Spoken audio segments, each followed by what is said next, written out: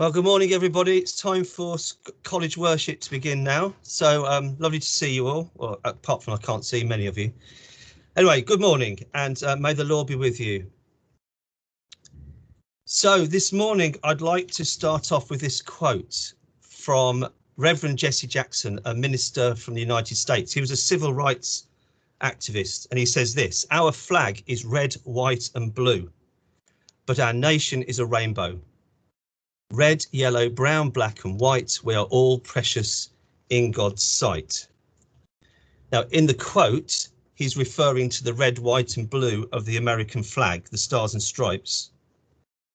But in the second half of the quote, he's making a reference to a children's hymn that I used to sing when I was very little, going to Sunday school, about Jesus loves the little children, all the children of the world. Red and yellow, black and white, all are precious in his sight. So he's referring to the diversity of people on the planet in this quote. In fact, the diversity of people in the United States. So it's June, everybody. It's June. It means summer's here. We definitely know summer has arrived, but also the Euros have arrived. Euro 2020, and for those of us that are football fans, this is a great month watching some really top quality football. It's Euro 2020 because it was postponed from last year due to COVID. Now, there are 24 nations taking part in the Euro finals this year, from right across Europe, and each one has its own flag. And I'm quite interested in flags. And I wondered if you know all the flags, all the names of all the countries by recognising their flags. We'll do some easy ones first. What's this one? Obviously, it's France, nice and easy. And this one, they played France last night. That's Germany. And this one, they played and got a 0-0 draw the other night. That's Spain. These are a bit more difficult. Do you know this one? It's got a crescent moon and a star, which shows that it's a Islamic country. This is Turkey. And this one, it's the only nation state that has a square flag, and that is Switzerland. And this is a relatively new flag. It was adopted by this country in 1995. Some of the flags of Europe are centuries old, but this one, 1995. This is North Macedonia. So why do we not see the Union Jack at the Euros? I think that's a good question to ask. And the reason is the three home nations that have managed to get through to the finals of the Euros are competing under their own flags rather than the Union Jack. This one is the flag of England, obviously, known as the flag of St. George. And this one, the Saltire flag, I beg your pardon, of Scotland. This is often known as the flag of St. Andrew. And this is the Union Jack.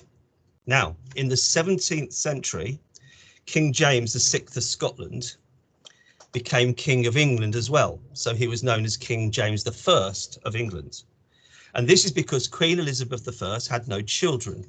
So they had to go looking for someone to be the King of England, and he was the closest relative. So King James VI of Scotland became also King James I of England. He therefore was king of two countries at the same time. And eventually, because of that, the two countries united in 1707, and the Union Jack, as it is shown on the screen there, became the flag of the United Kingdom of Scotland and England. There they are. You can see how the two flags was put together to form the Union Jack. But this is the flag of Northern Ireland. Now, they're not in the Euros. They didn't qualify this year. But in 1801, they became part of the United Kingdom. They were ruled by the same king of Scotland and England, and now Northern Ireland. And so their flag was incorporated into the Union Jack. So we get the Union Jack that we know today. And our country is called, therefore, the United Kingdom of Great Britain and Northern Ireland.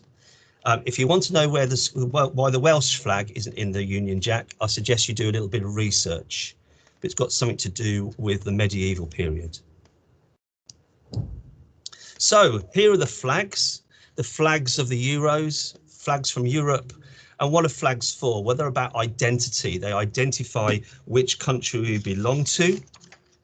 They also unite people in that country. They have histories to tell, like we've just seen, and they proclaim power. Many times, many flags mean, look, we now run this country. This is our country. We have the power. Now, something else that happens in June is not just the Euros, it's also Pride Month, and that is a celebration month for the LGBT community, LGBT plus community. And I want to introduce you to this man. His name is Harvey Milk. He was a politician. He started in politics around about the age of 40. And he was the first openly gay elected official in the state of California in the United States. And around about the age of 48, he died. He was murdered, he was assassinated, and he was killed because of the work he was doing, the success that he had in helping LGBT people receive the freedoms that they expected to have in their community. But the reason I've shown you Harvey Milk is because well, first of all, every time you find a photograph of him on the internet, he's always smiling. So that's a nice thing. He seems to be a nice bloke.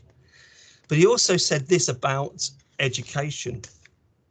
He said, all young people, regardless of their sexual orientation or identity, deserve a safe and supportive environment in which to achieve their full potential.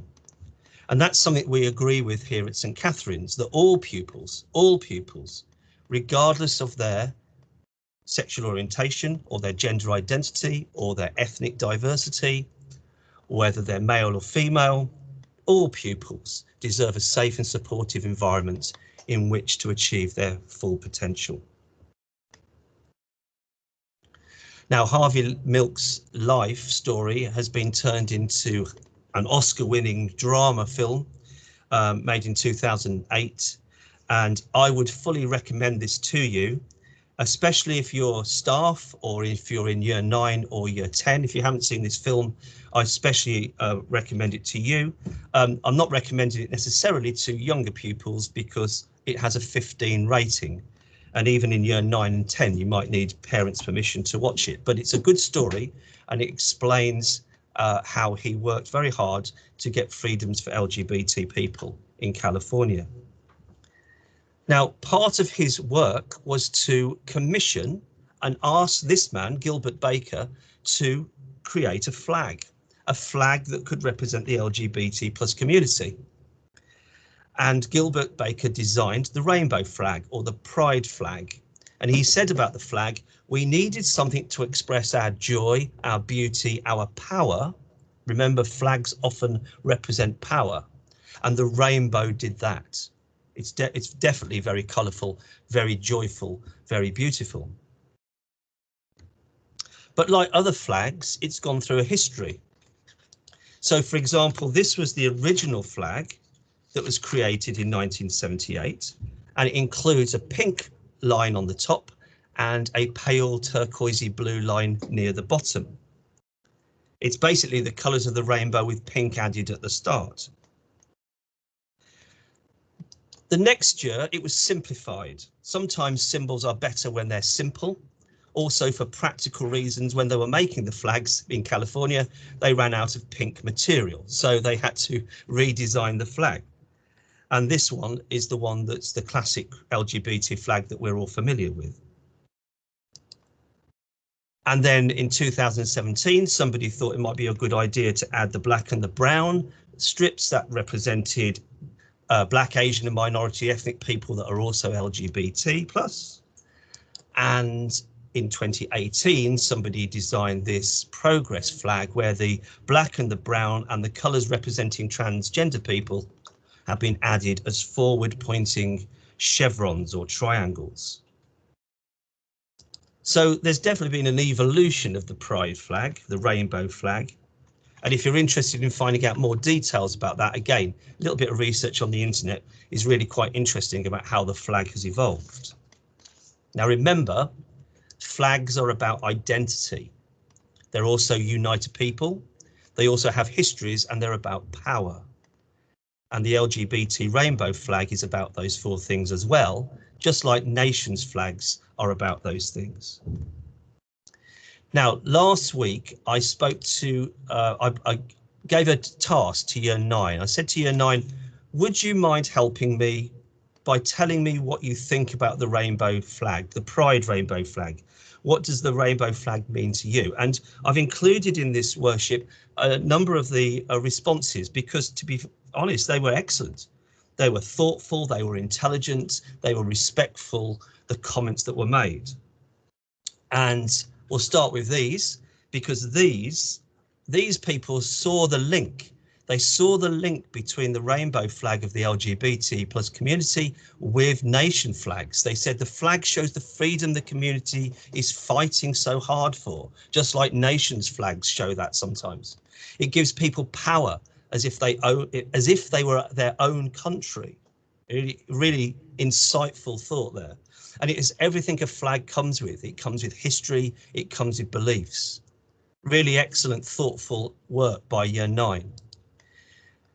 These key words were very common in the responses. The flag is about community, it's about equality, inclusiveness and acceptance. It's about pride and your identity. It's about celebration, and it's about being yourself. And then these, you can be anyone you want to be. You can embrace who you are without being ashamed. This is what the flag represents.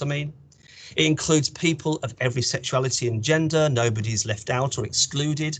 That's why we've got all the different colours of the flag. You can love anyone you want without feeling judged. Love is love. And then we've also got, it shows how the world has changed. The colours represent different kinds of people. It's the symbol of a wide group of people that some shame for embracing who they are. It reminds me to show respect for people who are LGBT+.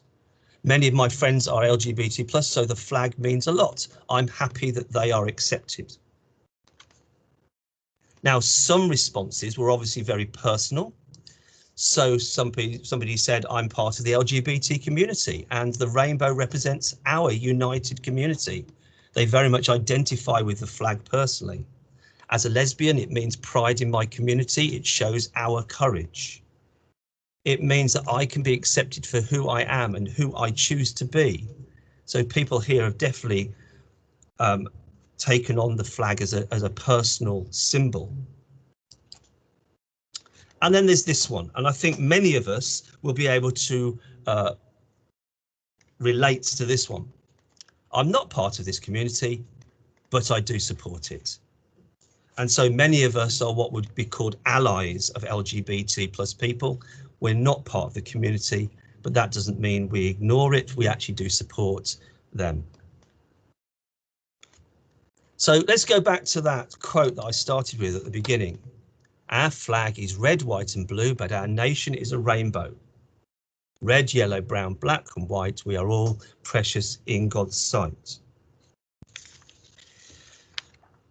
Now, the Reverend Jesse Jackson was talking about the US stat flag, and he was talking specifically about ethnic diversity, but I think we could easily apply this quote to diversity of all types of identities, not just ethnic ones. And we could also apply it to our situation in the UK, because our flag is red, white and blue. So our flag, the UK flag, is red, white and blue, but our nation is rainbow. That's true. We have a great diversity of people in our country and also within our school. Red, yellow, brown, black and white, we are all precious in God's sight. Now, I'm going to close worship with a prayer and a reflection. And the reflection is this. If we just think about that in many places around the world, people have struggled for their freedoms. People of all different diversities have struggled for their freedoms, and many are still struggling. So Do we at St Catherine's and in our country, the UK, do we welcome people of different identities in our community? And how do we be allies? How do we become allies to people of different identities from ourselves? What can we do to show support to others, even though we might not relate directly to the community that they come from? And if you'd like to join me in a prayer, please do. The colours of the rainbow are distinct, but they all shine together to make one light. May the symbol of the rainbow remind us to experience the whole spectrum of life, so that we may have life and have it to the full. Amen. So thank you for listening. I hope you have a good life skills lesson in 5 minutes time, and I hope you have a good day. So goodbye, everybody.